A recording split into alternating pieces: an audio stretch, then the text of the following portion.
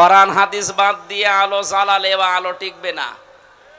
আমরা এখনো পর্যন্ত দেখতে পাচ্ছি অনেকে শিক্ষিত মানুষ, কিন্তু এই মানুষগুলো কাদের ফাঁদে পা দিয়ে যেন এই কথা বলতে চাচ্ছে। আজ আমরা অনেকে আতঙ্কে আছি, বাইরে গেলে অনেককে মেরে ফেলছে মানুষ বিভিন্ন কায়দায়। এই গ্যারান্টি কোরআনে কারিম দিয়েছে ১৫০০ বছর আগে। ফামান তাবিআ হুদায়া ফালা খাউফুন আলাইহিম ওয়ালা হুম ইয়াহজানুন। আমার পাঠানো হেদায়েত যদি কেউ অনুসরণ করে চলতে পারো, আমি আল্লাহ গ্যারান্টি দিচ্ছি কোনো ভয় থাকবে না, কোনো চিন্তা থাকবে না। স্বাধীন হয়েছি ঠিক, কিন্তু এখনো ভয় আছে না নেই? এখনো অনেক আমি জাহিলিয়াত যারা, এ মানুষগুলোর কারণে এখনো ভয়ে ভয়ে আছি। এই ভয়টা থাকবে না যদি এটা কায়েম হয়ে যায়। এই জন্য আমরা গ্যারান্টি দিতে পারি, এটা কায়েম করে দেন। আল্লাহর ঘোষণা মিথ্যা হবে না। তখন আপনি ঘরের ভেতরে যেভাবে নিরাপদে আছেন, রাস্তাঘাটে ওভাবে নিরাপদে থাকবেন। আমরাও এটা চাই না? বলেন বলেন। আজ বিভিন্ন দ্রব্য মূল্যের ঊর্ধ্বগতি বাড়তেছে, এইটাও বন্ধ হওয়া সম্ভব। ফালিয়াবুদু রাব্ব হাযাল বাইত আল্লাযী আত'আমাহুম মিন জু' ওয়া আমানাহুম মিন খাউফ। আল্লাহ বলেন, ঘরের মালিকের ইবাদত করো। এ ঘরের মালিকের ইবাদতের তাফসিরে পড়েছি, আল্লাহর আইনগুলো একটু মেনে চলার চেষ্টা করো ব্যক্তি, পরিবার, সমাজ, রাষ্ট্রে। দেখবা দুনিয়াতে খাবারের অভাব হবে না, কোনো ভয়ও থাকবে না। খাবারের অভাব হবে না। আমাদের জাতির পিতা হযরত ইব্রাহিম আলাইহিস সালাম, এই তথ্যটা জানা দরকার অনেকের।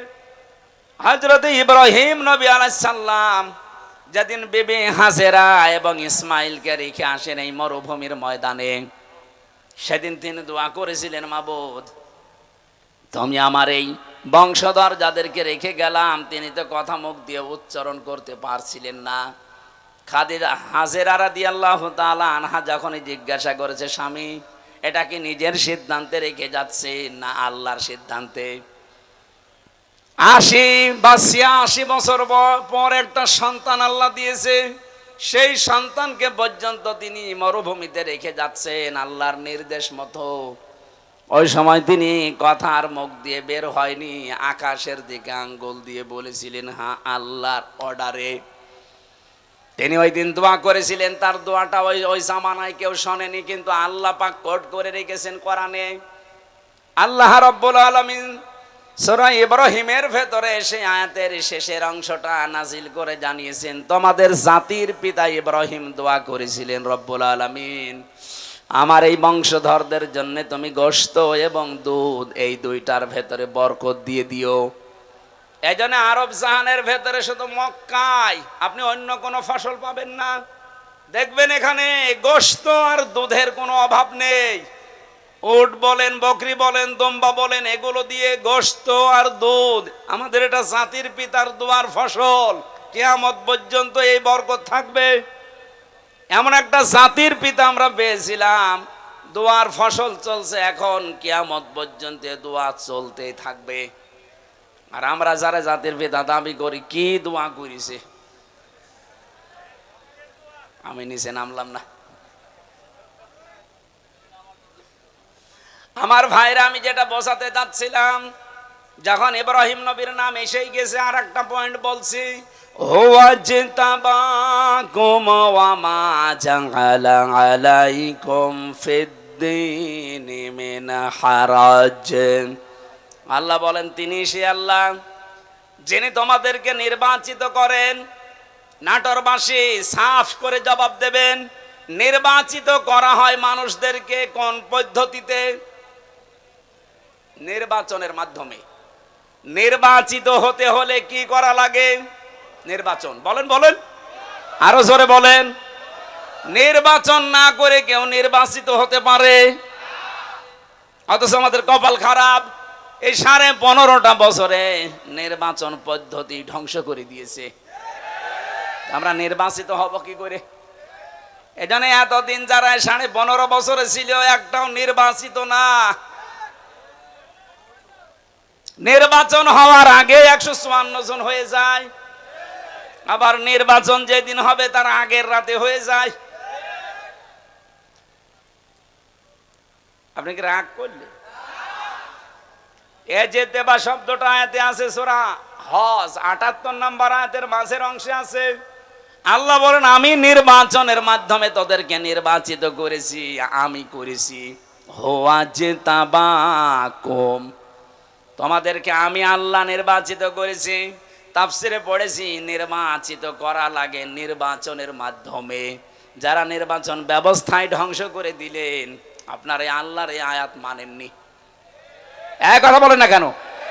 এই পদ্ধতিটা ফিরিয়ে আনা দরকার। আশা করছি যারা দায়িত্বে আছে একটা সম্মানজনক সময় নিয়ে তাড়াতাড়ি নির্বাচন দিয়ে এদেশের মানুষকে জনগণের দ্বারা নির্বাচিত হওয়ার সুযোগ করে দেন। একটা নির্বাচিত সরকার যতদিন না আসবে ওদের ওই ষড়যন্ত্র কিছু বসে নেই, চলতেছে। সূক্ষ্ম কিছু বিষয় এখানে আছে। নির্বাচিত সরকারের কাছে নির্বাচনের মাধ্যমে ক্ষমতা দিয়ে দেন, এদেশে যে ষড়যন্ত্র চলছে এটা থেমে যাবে, দেশটা আবার দাঁড়িয়ে যাবে ইনশাআল্লাহ। এরপরের শব্দে আল্লাহ জবাব দিয়েছেন ওমা জাআলা আলাইকুম ফিদ্দীনি মিন হারাজ। দিনের উপরে চলতে গিয়ে যে বাধা বিপত্তি আসবে, যদি নির্বাচিত তোমরা হয়ে যেতে পারো, তোমরা যদি বাছাই হতে পারো, ছাঁটাইয়ের ভেতরে না পড়ো, যত বিপদ আপদ আসবে আমি আল্লাহ নিজে দূর করে দেব।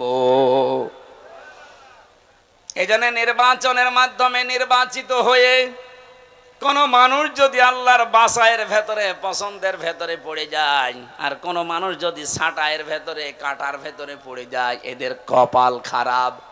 আমরা যারা এই দেশে আল্লাহর বিধানকে জারি করার জন্যে আল্লাহ পাক কর্তৃক মনোনীত নির্বাচিত বাছাইকৃত হয়ে পড়েছি, জীবনের কিচ্ছু চাই না।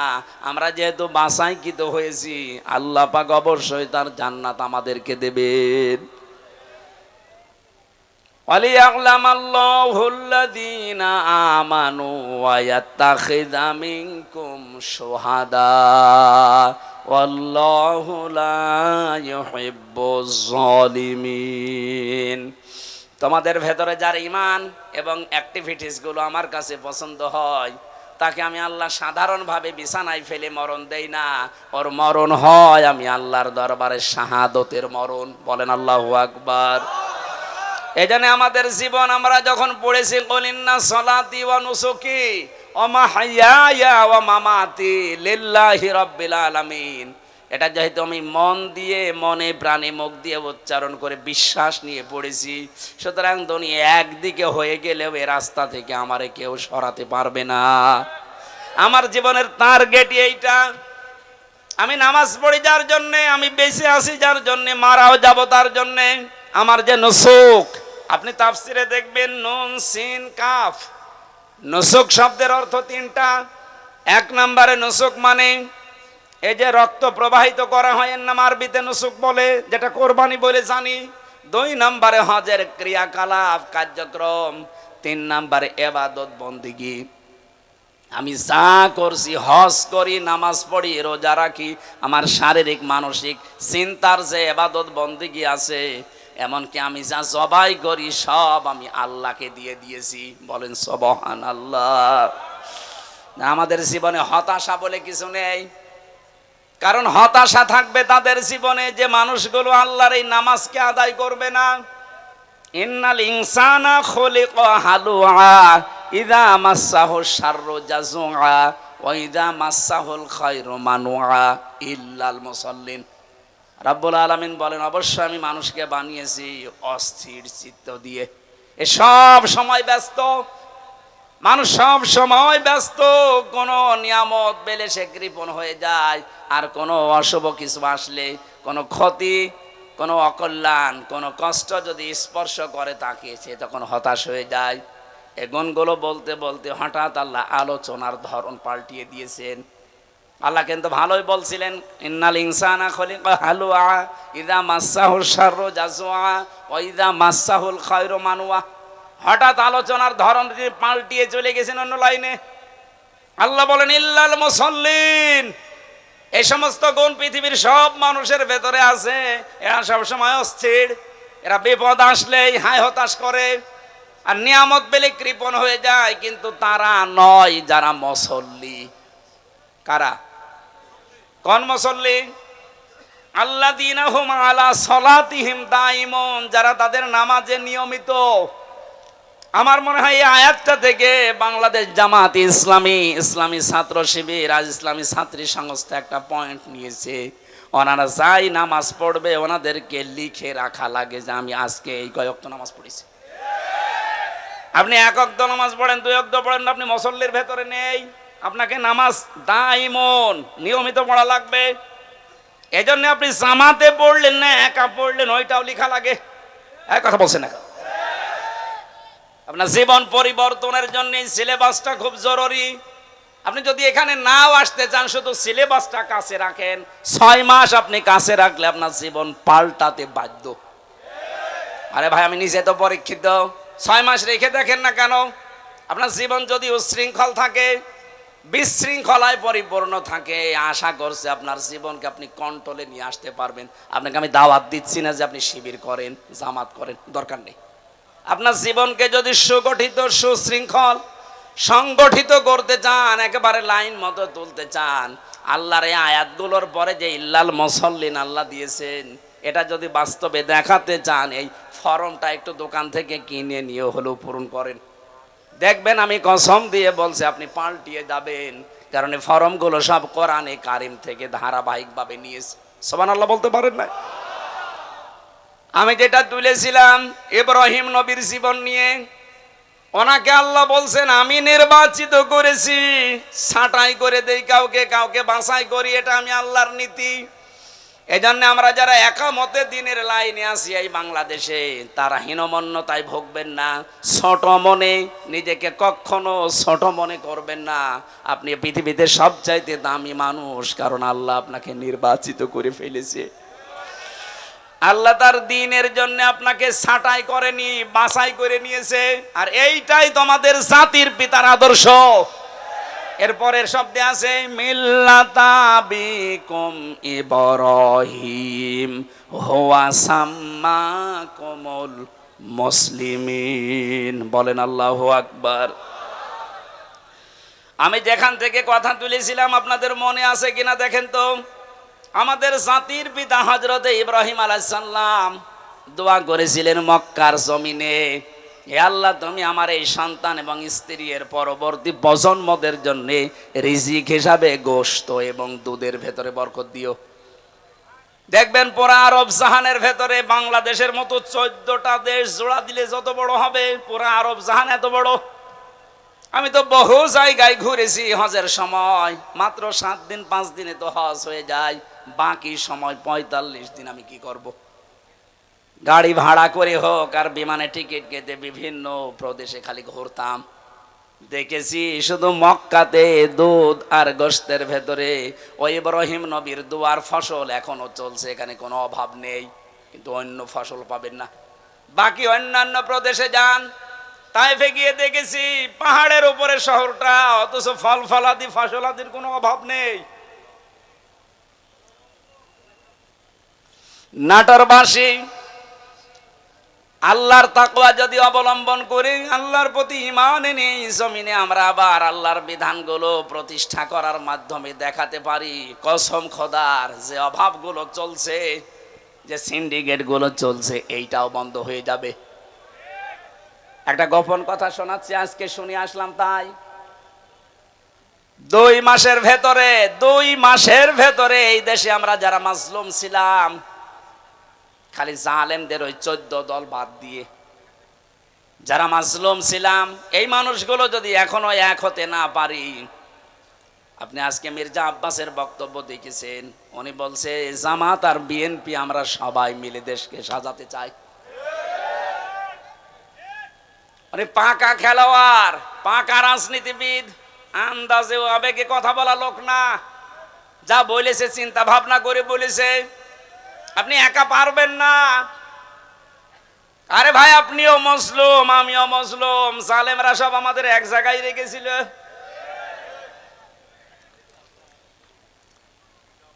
আমি অবদান স্বীকার করি, এই জন্য শুকরিয়া আদায় করছি। জনাব তারেক জিয়া সাহেবের পিএস আমার সাথে 3 বছর ছিল পাশে, শ্রদ্ধাভাজন বড় ভাই জনাব মিয়া নুরুদ্দিন অপু ভাই। ওই 4 দেওয়ালের মাঝে ভাইটা আমাকে বহু সাহায্য সহযোগিতা করেছে। ওনার বন্ধু ছিল গিয়াসউদ্দিন মামুন ভাই, ওনার দ্বারাও আমি বহু উপকৃত হয়েছি ওই ভেতরে। কারণ ভেতরে আমাদেরকে এমন অবস্থায় রেখেছিল, জেলে না সেলের ভেতরে। ওখানে উপকার পাওয়া খুব কঠিন। সবচাইতে বেশি উপকার পেয়েছি শাইখুল হাদিস আল্লামা মামুনুল হক হাফিজাহুল্লাহর কাছ থেকে। এই লোকটা যেহেতু আমার পাশের রুমে 3 বছর ছিল, বহু কষ্ট আমার জন্য স্বীকার করেছে। এই 3টা বছর আল্লাহ যেন পরিপূর্ণ উজরত দুনিয়া আখিরাতে পরিপূর্ণ করে দেন, বলেন আমিন। 2 মাসের ভেতরে যদি আপনি এখনো নিজেকে সংশোধন করে পথে আসতে না পারেন, এই যে কোরআন আমার সামনে, আল্লাহর কসম ওহুদের ময়দানের মতো আবার বিপর্যয় আসতেছে। ওহুদের ময়দানের ঘটনা কি?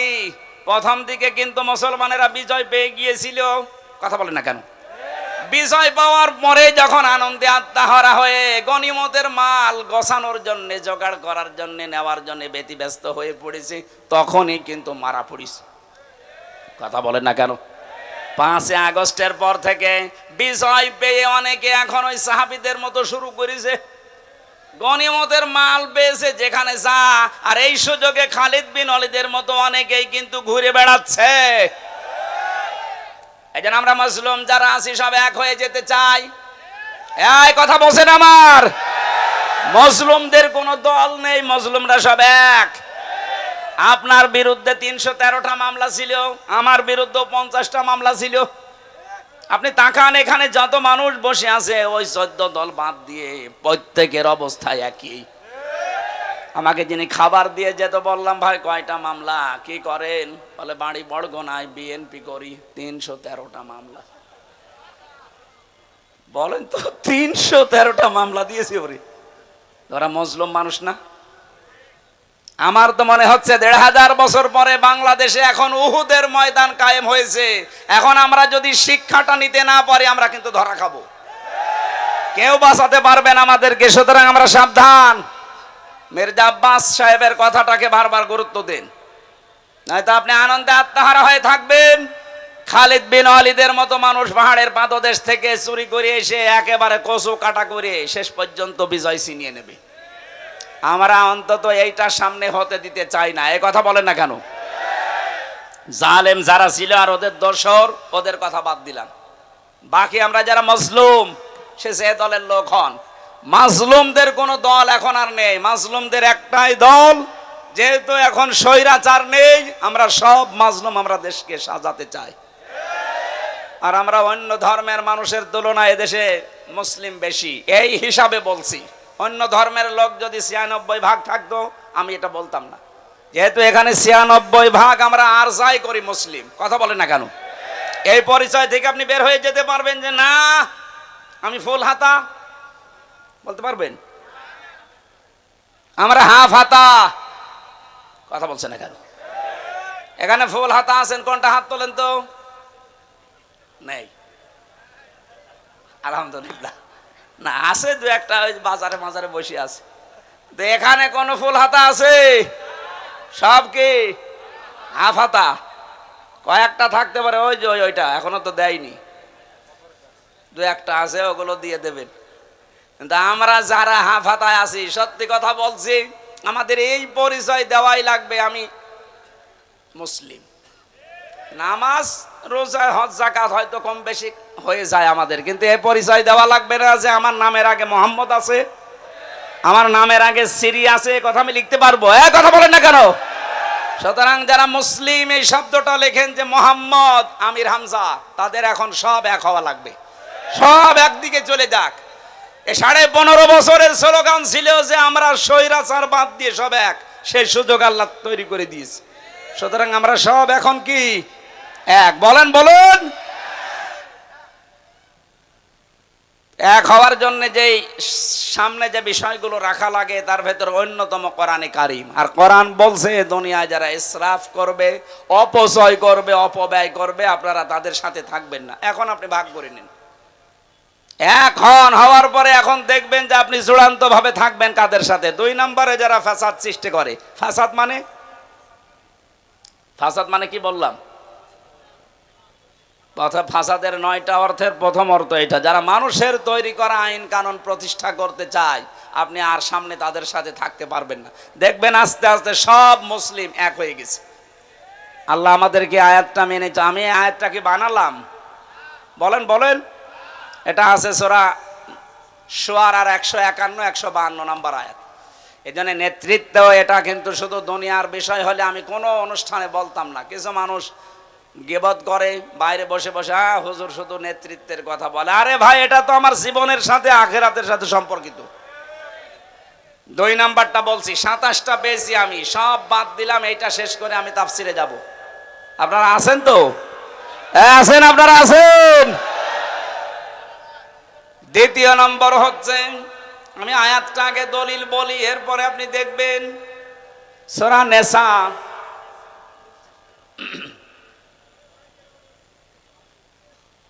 5 নাম্বার পারার 2 নাম্বার পৃষ্ঠা 11 নাম্বার লাইনের 34 নাম্বার আয়াতের প্রথম অংশে আছে, আর রিজালু কাওয়ামুনা আলান নিসা। আল্লাহ পাক বলেন এই পৃথিবীতে নেতৃত্ব দেবে পুরুষেরা, মেয়েরা থাকবে তাদের আন্ডারে। এই আয়াতটা বানিয়েছে কে? না আমি এখন বানালাম? কথা বলেন কে? এই আয়াত দ্বারা প্রমাণিত নেতৃত্বের ভার পড়বে পুরুষের উপরে, আর মেয়েরা থাকবে তাদের আন্ডারে। এই আয়াত যদি আমরা 100% বিশ্বাস করি, এখানে যারা আছেন সারা বাংলাদেশে যেহেতু 96% মুসলমান, এই হিসাবে বড় আশা নিয়ে আয়াতটা পড়লাম। আগামী কিয়ামতের আগ পর্যন্ত বাংলার চেয়ারে কোনো মহিলা যেন নেতৃত্বে বসতে না পারে। হ্যাঁ, পুরুষ মানুষ আসুক, কথা বলেন না কেন? যেই মহিলা থাকবে সেখানে আপনি থাকবেন না। এটা মনে হয় রাজনীতি হয়ে গেল। হ্যাঁ, এটা রাজনীতি। এবার আল্লাহকে আজকে রাতে জিজ্ঞাসা করবেন, আল্লাহ সূরা নিসার 34 নাম্বার আয়াতের প্রথম অংশ মনে হয় ঠিক হয়নি, কারণ আমাদের দেশে এটা আছে, আপনি এ কি করলেন? এটা অন্তত তুলে সৌদি আরবে দিয়ে দেন, হবে? আয়াতের ব্যাখ্যা একটা হাদিস পড়েছি, এই যে আমরা সফল হতে পারি না কেন? নবীজি বলেন, ক্বালান নাবিয়্যু সাল্লাল্লাহু আলাইহি ওয়াসাল্লাম, লা ইউফলিহা কওমুন, ওই জাতি কখনো সফল হচ্ছে না, হবে না, যে জাতির নেতৃত্বে আছে, নেতা হয়ে আছে কোনো মহিলা। এবার আপনার বিবেকে যা বলে আপনি তাই করেন। আজকের তেলাওয়াত কিন্তু আয়াতের সাবজেক্ট আকারে কথা বলার জন্য আমার আলোচনার বিষয় হচ্ছে দোষারোপ। কি বললাম? শব্দটা শুনতে যত ছোট মনে হচ্ছে, এই বিষয়টা অনেক বড়। এই যে দোষারোপ করেন আন্দাজে যারে তারে, এই বিষয়টা যে কত সেনসিটিভ বিষয়, মানুষের অন্তর পর্যন্ত মরে যায় এই দোষারোপ করার এই গুনাহ যদি আপনি করেন। আমি একটা বই পড়েছি, 16টা রোগের কারণে মানুষের অন্তর মরে শেষ হয়ে যায়, তার ভেতরে প্রথম হচ্ছে যারা দোষারোপ করে। সূরা নিসার 112 নাম্বার আয়াত প্রমাণ দিচ্ছেন আল্লাহ, ওমাই ইয়াকসিব খাতিয়াতান আও ইসমান সুম্মা ইয়ারমি বিহি বারিআন ফাকাদ ইহতামালা বুহতানা ওয়া ইসমান মুবিনা। এ পৃথিবীতে অনেক মানুষ এমন আছে, হে নবী আপনি দেখবেন, তারা নিজেরা অন্যায় করে, নিজেরা অপরাধ করে, নিজেরা পাপের কাজ করে। আরে কাজটা যখন সংগঠিত হয়ে যায়, একটা নিরপরাধ ভালো মানুষ নির্দোষ মানুষের উপরে পাপটা চাপিয়ে দেয়, দোষটা চাপিয়ে দেয়, সে যেন প্রকাশ্য পাপের বোঝা বহন করছে। আজটা যে কত বাস্তব, আপনি এই 5 আগস্টের পর থেকে মিলে যাবে। এই 15.5 বছর যারা আন্দাজে মানুষের উপরে নিজেরাও অন্যায় করে দোষ চাপিয়ে দিত, সেই দোষ এখন আল্লাহ তাদের ঘাড়ে চাপিয়ে অলরেডি মানুষকে দেখাচ্ছে। এদেশের যত অপকর্মের মূল হোতা, আমি কোরআন সামনে নিয়ে মিথ্যা কথা বলছি না, সত্য কথা বলছি, ছাত্রলীগ। কারণ আমি জেলে দেখেছি বিশ্বজিৎকে হত্যা করেছে যারা, আবরার ফাহাদকে যারা হত্যা করেছে সব আমার সাথে ছিল। আমি জিজ্ঞাসা করেছিলাম ওই শাওনকে, ফাঁসির আসামি ছিল, এখন যাবজ্জীবন 30 বছর ওর জেল। মাঝে মাঝে খাবার দিতে আসতো, উনি রাইটার ছিল, লিখতে আসতো নাম। বললাম আপনি এই কাজ করলেন কেন, এখন কেমন লাগে? জীবনের সবচাইতে বড় মারাত্মক ভুল আমার এইটা। ওই সময় কেন ওদের আদর্শে অনুপ্রাণিত হয়ে বিশ্বজিৎ কিন্তু বারবার বলেছিল, ভাই আমি আপনার ধর্মের লোক না, আমি হিন্দু মানুষ। যদি আপনার বিশ্বাস না হয় আপনি আমার লুঙ্গি খুলে প্যান্ট খুলে দেখেন যে আমার ফুল হাতা। কথা বলছেন না কেন? ও কিন্তু বলেছিল যে আমি হাফ হাতা না, এরপরও ওকে আমরা ছাড়ি নাই, জায়গায় শেষ করে দিয়েছি। এই অন্যায়টা করার পরে চাপিয়ে দিতে চেয়েছিল ইসলামপন্থীদের মাথার উপরে। আল্লাহ তাদের মাথার উপরে দোষটা চাপিয়ে দুনিয়ার মানুষকে দেখিয়ে দিয়েছে। ক্ষমতার কারণে, প্রভাব প্রতিপত্তির কারণে, টাকা পয়সার কারণে অনেক দোষ তাদের ঢাকা ছিল।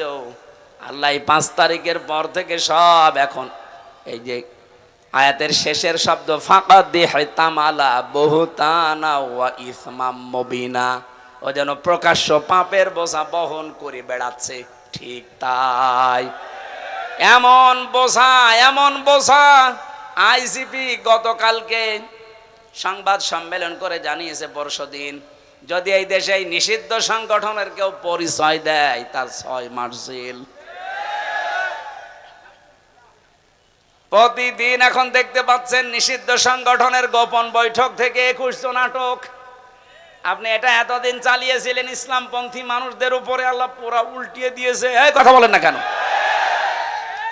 এই জন্য নিজে অন্যায় করার পরে যদি কোনো নিরপরাধ মানুষের উপরে চাপিয়ে দেন, ওই দোষটা দুনিয়াতে আল্লাহ আপনাকে দিয়ে করাবে, এরপরে আপনার মরণ হবে।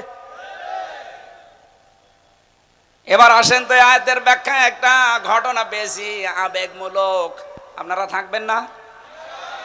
ইমাম মালিক রহমতুল্লাহ আলাইহির জামানায় এক মেয়ে লোক মারা যাবার পর সেখানে আর এক মেয়ে লোক লাশ ধোয়াচ্ছে।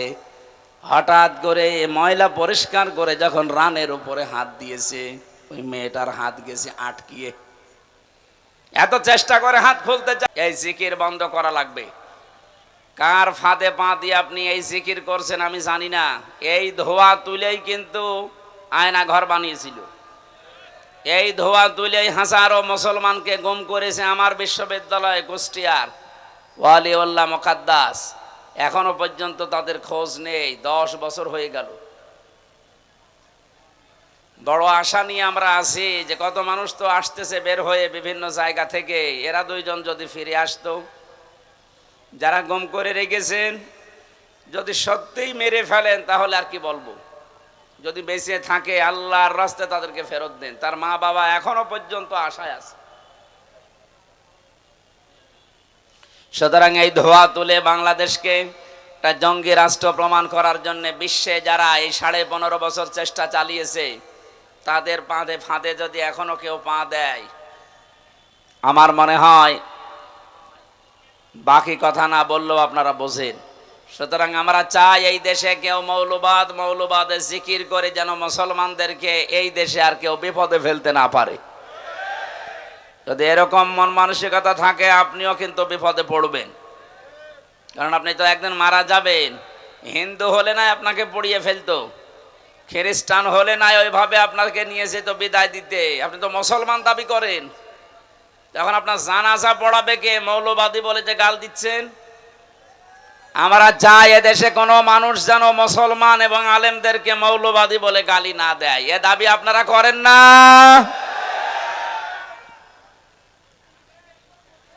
এই জন্য 2006 সালের অক্টোবরের 28 তারিখে যারা নৃশংসতার শিকার হয়ে জীবন দিয়ে গেল, আওয়ামী জাহিলিয়াত ছিল 1500 বছর আগে।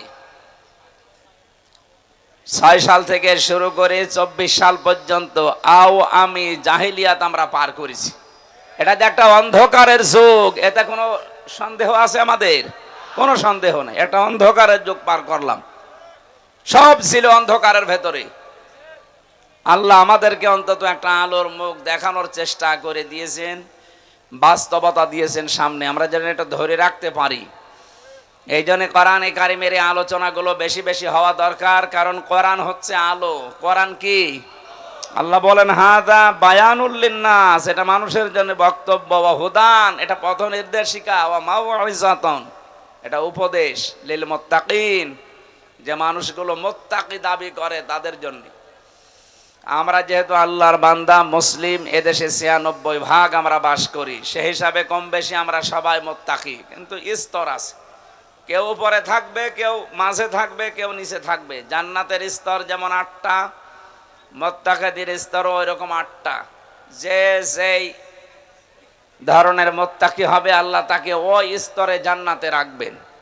আমরা যেন জান্নাতুল ফেরদাউসে যাবার মতো মুত্তাকি হতে পারি, বলেন আমিন। এই ছেলে যাই করেন কথা বলবেন না ভাই, এমনি কন্ডিশন আমার ভালো না, যা বলছি জোর করে বলছি, কথা বলবেন না। দাঁড়িয়ে থাকেন, বসে থাকেন, অসুবিধা নেই, কথা বলবেন না।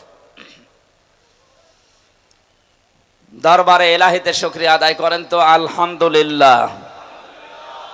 দরুদ আর সালাম পড়ছি আমাদের নবী মুহাম্মদ রাসূলুল্লাহ সাল্লাল্লাহু আলাইহি ওয়াসাল্লামের প্রতি।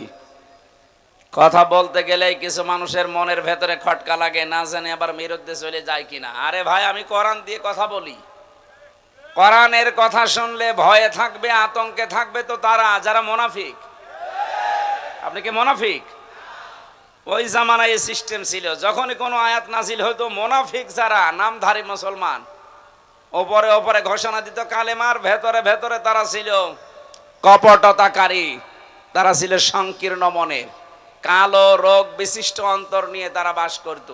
নবীকে দেখাতো আসি, পেছনে যে আবু জাহেলের সাথে লাইন করত। এইরকম মানুষ যারা, তারা নাই ভয় পেতে পারে, তারা আতঙ্কে ছিল। ১৫০০ বছর পরে এখনো বাংলাদেশে মুনাফিক আছে যে আপনার আতঙ্ক লাগে, না জানি আবার আমার বিরুদ্ধে চলে যায় কিনা। কয় আমরা যারা বসে আছি, কয় আমাদের তো কোনো টেনশন নেই। আল্লাহকে শুধু আমাদের না আপনারও জন্য আল্লাহ বলেন। সুতরাং আমি যা বলছি যদি মিলাতে পারেন যে না এটা বানানো কথা, তাহলে আমি বলবো না। কিন্তু যদি আপনি দেখেন যে না এটা তো কোরআনের সাথে মিলছে, কোরআন সংশোধন করবেন, না নিজে সংশোধন হবেন। আশা করছি আপনি মনে প্রাণে এটা বিশ্বাস করেছেন। আমরা এবার কোরআনের একটা পয়েন্ট দিয়ে তেলাওয়াতকৃত আয়াতে যাব। কথা বলাই সেখানেই শুরু করে, দেখি একটা প্রথম কথা আমার সামনে আসে, নেতা।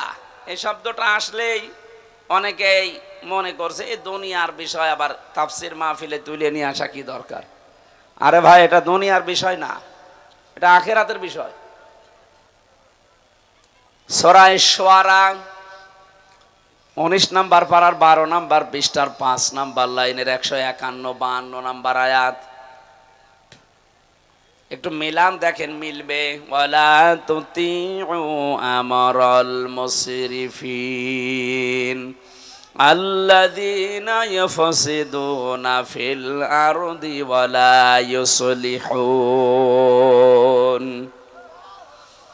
এই বাংলাদেশে আমি যতগুলো তাফসীর পড়েছি দেখেছি, অধিকাংশ মুফাসসিরিয়াতের ব্যাপারে এইভাবেই লিখেছেন। আল্লাহ বলেন পৃথিবীর মানুষেরা সবাইকে উদ্দেশ্য করে বলছি, ওয়ালা তুতিউ, বহু বচন এটা, আমরাল মুসরিফিন, যারা দুনিয়ায় ইসরাফ করে, অপচয় করে, অপব্যয় করে, এই মানুষগুলো অনুসরণ করবা না, এদের পেছনে থাকা যাবে না। আল্লাহ এতটুকু যদি শেষ করে দিতেন, তাহলে আমি আয়াতটা এ পর্যন্ত বলে ইসরাফের ব্যাখ্যা বিশ্লেষণ করে আমি এখান থেকে চলে যেতাম। পরের শব্দে আল্লাহ পাক ঘোষণা দিচ্ছেন, আল্লাযীনা ইউফসিদুনা ফিল আরদি। এই যে ইসরাফ করে যারা, অপচয় করে যারা, অপব্যয় করে কারা, এদের কিছু ধরন আল্লাহ পরের আয়াতগুলোতে দিয়েছেন। যারা ১ নম্বরে দুনিয়ায় যারা ফ্যাসাদ সৃষ্টি করে। কে সৃষ্টি করে? বলেন বলেন। ফাসাদ মানে, ফাসাদ মানে জ্ঞানজাম শুধু না, ফাসাদের ৯টা অর্থ প্রধান। প্রথম অর্থ, ফাসাদ মানে মানুষের তৈরি করা আইন কানুন। এই দুনিয়ায় যারা মানুষের তৈরি করা আইন আর কানুন প্রতিষ্ঠার জন্য চেষ্টা চালায়, এরা আন্দোলন করে, মিছিল মিটিং করে, কাজ কারবার করে, আল্লাহর ভাষায় তাদের অনুসরণ করা জায়েজ নেই। বাংলাদেশে যদি কোন রাজনৈতিক দলের কাজ এইটা হয়, তাহলে আপনি ওখানে যদি থাকেন, আল্লাহর এই আয়াত আপনি মানেননি, এই আয়াত কিয়ামতে আপনার বিরুদ্ধে দাঁড়াবে। আপনি কি বিশ্বাস করেন কোরআনের কোন আয়াত আপনার বিরুদ্ধে যদি কিয়ামতে অবস্থান নেয় আপনি মাপ পেয়ে যাবেন? বলেন না কেন? আরে ভাই, দুনিয়ায় কি সব হয়ে গেল? আমি তো আপনাকে বাঁচাতে চাই, আশা করছি আপনি কথা বুঝতেছেন। আলা তুতিউ আমরাল মুসরিফিন আল্লাযীনা ইফসিদুনা ফিল আরদি। সুতরাং এই বাংলাদেশের সাথে আয়াতটা এবার মিলাবেন। মানুষের তৈরি করা আইন যারাই প্রতিষ্ঠা করতে চায়, সে যে দলের লোক হোক, ওর পেছনে থাকা জায়েজ নেই। এখন যদি বলেন হুজুর এটা তো আমার সাথে মিলে যাচ্ছে, আমি করব কি? আমি কি আয়াত নতুন করে নাজিল করব? যদি মিলে যায় তাহলে আপনি ওখান থেকে চলে আসেন। যাদের সাথে মিলছে না আপনি তাদের কাছে যান। না, এই আয়াত বলা বেশি হয়ে গেল? কিসের বেশি হওয়া? আল্লাহ যা বলেছে আমি তো সেই ফোর্সেই বললাম। এখন মানা না মানা আপনার বিবেকের ব্যাপার। যদি না মানেন তাহলে আল্লাহ ওই যে ফেরেশতা দিয়ে মুগুর রেডি করছে, একবার দেবে বাড়ি, 70 গজ নিচে চলে যাবেন। কথা বলেন না কেন? হ্যাঁ, ধারণা আসতে পারে আমি নামাজ পড়ি, আমি রোজা রাখি, আমি চিল্লায় যাই, তারপরও মানে আপনার নামাজ রোজা আপনার চিল্লা নেওয়ার জন্য আল্লাহ বসে আছে। এইটাই যদি হতো তাহলে লূত নবীর স্ত্রী, তাকে আল্লাহ জাহান্নামে দিত না। সে নবীর স্ত্রী, তার নিজের দোষ ছিল না, কিন্তু সে তলে তলে এমন মানুষদেরকে সাপোর্ট করত যারা চরিত্রহীন, যারা আল্লাহর বিধান পাল্টিয়ে পুরুষে পুরুষে বিয়ে করত। এই মানুষগুলোর সাপোর্ট করার কারণে নবীর স্ত্রীকে যদি আল্লাহ জাহান্নামে দেয়, আজ যারা আল্লাহর আয়াতের পরিবর্তে মানুষের তৈরি করা আইন কানুন প্রতিষ্ঠা করতে চায়, তারাও ওই লূত নবীর জামানার উম্মতের মতোই। তারা আল্লাহর বিধান পাল্টিয়েছে, আর আপনি আল্লাহর বিধান বাদ দিয়ে নতুন করে আর একটা বিধান প্রতিষ্ঠা করতে চান। বিষয় একই। উনি নবীর স্ত্রী চরিত্রহীন মানুষদেরকে সাপোর্ট করার কারণে যদি জাহান্নামে যায়, হামজা চরিত্রহীন মানুষদেরকে, যারা আল্লাহর আইন মানে না, আল্লাহর বিধানের পরিবর্তে অন্য বিধান নিয়ে আসে, এদের চরিত্র পৃথিবীর সবচাইতে খারাপ, কারণ এরা ফ্যাসাদ সৃষ্টিকারী। এই কথা বলেন না কেন? আমি ইঙ্গিত দিলাম, আশা করি আপনি বুঝেছেন। এরপরেও যদি কেউ না বোঝার ভান করে থাকেন, মোনাজাতের পরে আসেন, আপনার কানের কাছে মুখ নিয়ে বলছি, জোরে তো আর বলা যাচ্ছে না।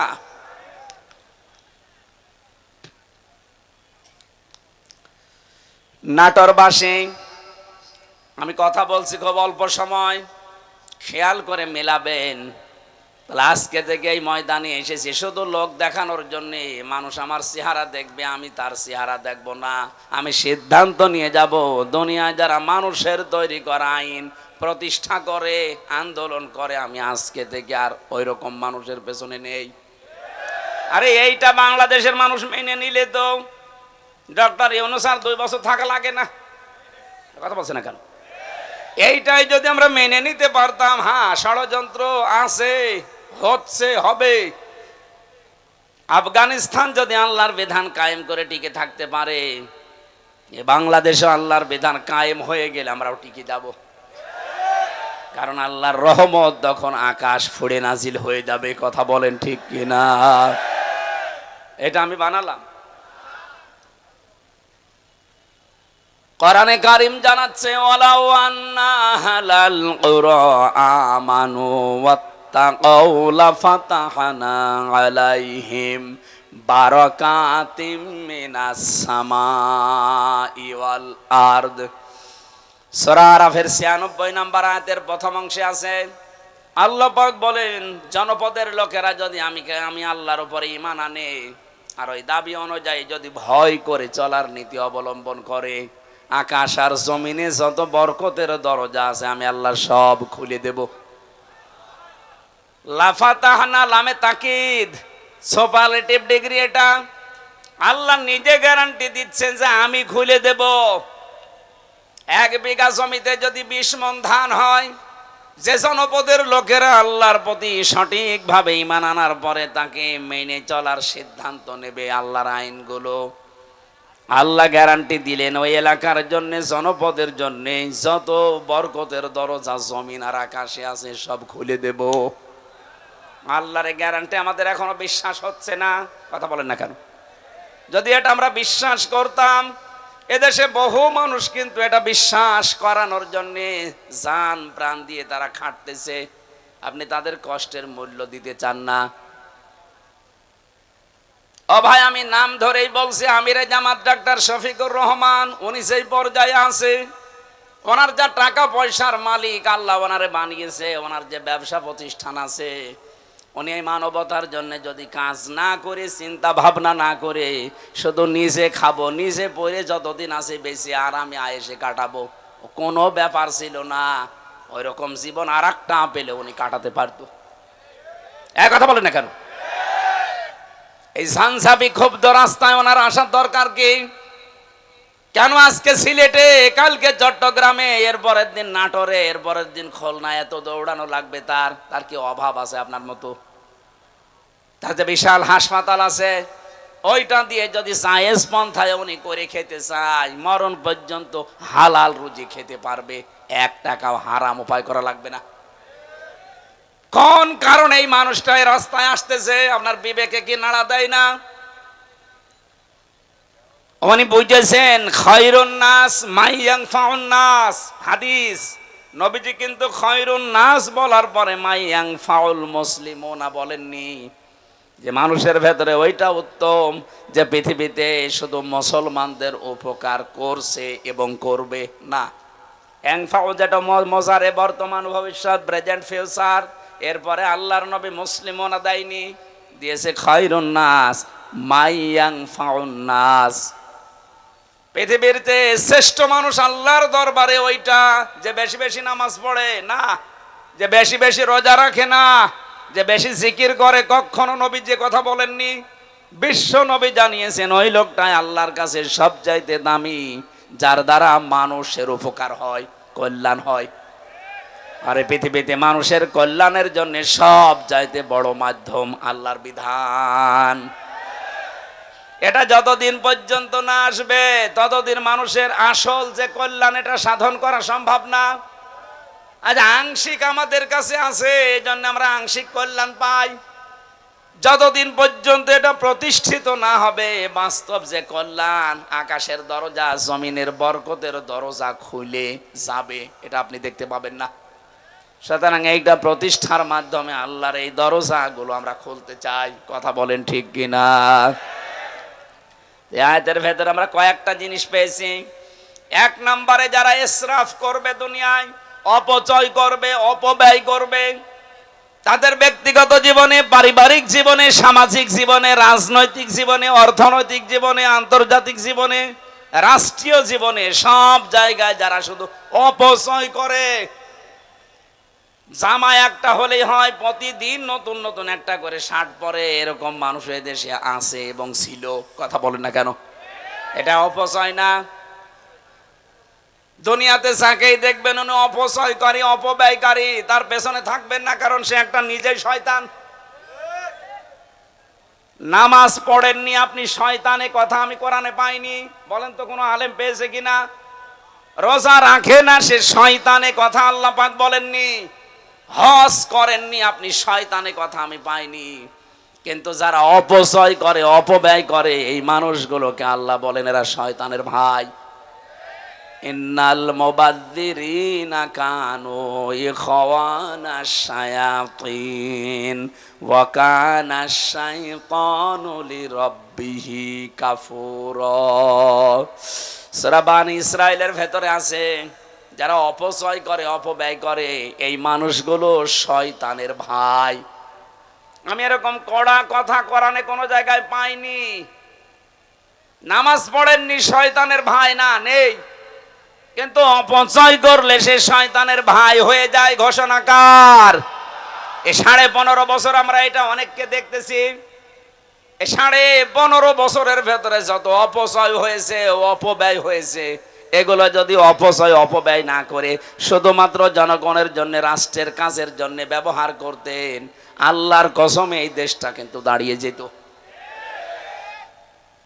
আমরা তো এইটাই চাচ্ছি, অপচয় অপব্যয় বন্ধ করেন, সত্য এবং ন্যায়কে দেশে প্রতিষ্ঠা করে দেন, যা আছে এইটা নিয়ে আল্লাহ দেশ দাঁড় করিয়ে দেবে।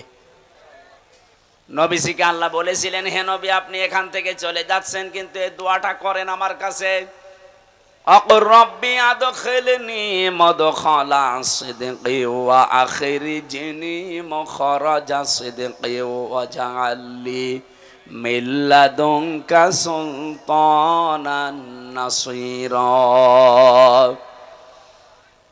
এই শেষের যে কথাটা, আল্লাহ তুমি আমাকে এমন একটা রাষ্ট্র ক্ষমতা দান করো যেখানে তোমার সাহায্য থাকে। আমার তো মনে হচ্ছে দেশে একামতে দিনের দায়িত্ব যারা পালন করে তাদের একটা মানুষকে মুখ দিয়ে যদি বলাতে পারেন, তারা যদি বলে আমরা জামাতে ইসলামের প্রতিষ্ঠা চাই, আমি আজকে থেকে তওবা করে ফিরে আসবো। আপনি যাকেই জিজ্ঞাসা করে সে জীবনেও বলবে না আমরা জামাতে ইসলামের প্রতিষ্ঠায় দেশে চাই, তারা বলতে বাধ্য হবে আমরা আল্লাহর কোরআনের প্রতিষ্ঠা চাই।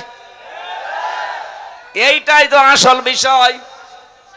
এই কথা বোঝার চেষ্টা করেন। আল্লাহর কোরআনে কারীম যদি এ দেশে